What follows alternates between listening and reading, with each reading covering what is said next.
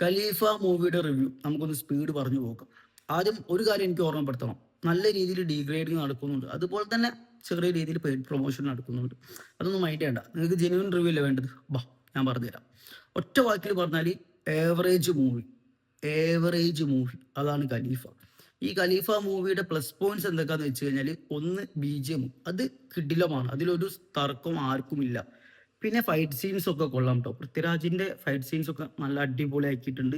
പിന്നെ പൃഥ്വിരാജിന്റെ ചില എൻട്രി, ആ ടൈമിൽ വരുന്ന BGM, അതൊക്കെ കാണാൻ രസമുണ്ട് തിയേറ്ററിൽ.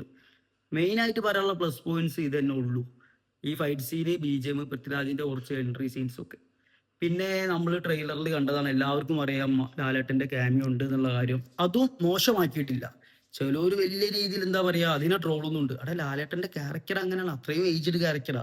പൃഥ്വിരാജിന്റെ അച്ഛന്റെ അച്ഛനാണ്.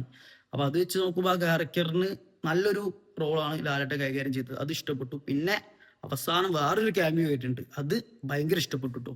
ഇതേ ഉള്ളൂ പടത്തിൽ സത്യം പറഞ്ഞാൽ പോസിറ്റീവ് ആയിട്ട് പറയണം. ഇനി നെഗറ്റീവിലേക്ക് വരുമ്പോൾ ഏറ്റവും വലിയ നെഗറ്റീവ് ഇല്ലേ, ഭയങ്കര വലിച്ചു കിട്ടുക പടം. അതായത് ഒരു സീന് കഴിഞ്ഞ് കിട്ടാൻ ഒരുപാട് സമയം എടുക്കുന്നുണ്ട്. ആ സീനിലാണെങ്കിലോ നമ്മൾ നോക്കുമ്പോൾ ഇപ്പൊ 5 മിനിറ്റ് എടുത്തായിരിക്കും ഒരു സീന് കഴിയാൻ.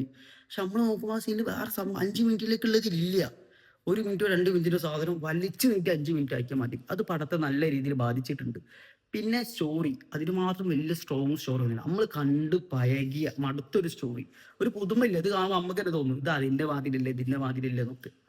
അതൊരു പോരായ്മയായി. അപ്പൊ ഈ ഒരു BGM ഫൈറ്റ് സീനും കൊണ്ട് മാത്രം വലിയ ലെവലിലേക്ക് പടത്തെ കൊണ്ടുപോകാൻ പറ്റില്ല. അപ്പൊ എന്റെ അഭിപ്രായം ഇതാണ്, ഖലീഫ ഏവറേജ് മൂവി. ഓക്കെ, യോജിക്കുന്നവർക്ക് അത് പറയാം, അല്ലെങ്കിൽ ആർക്കെങ്കിലും എന്തെങ്കിലും എതിരഭിപ്രായം ഉണ്ടെങ്കിൽ അതും പറയാം കേട്ടോ.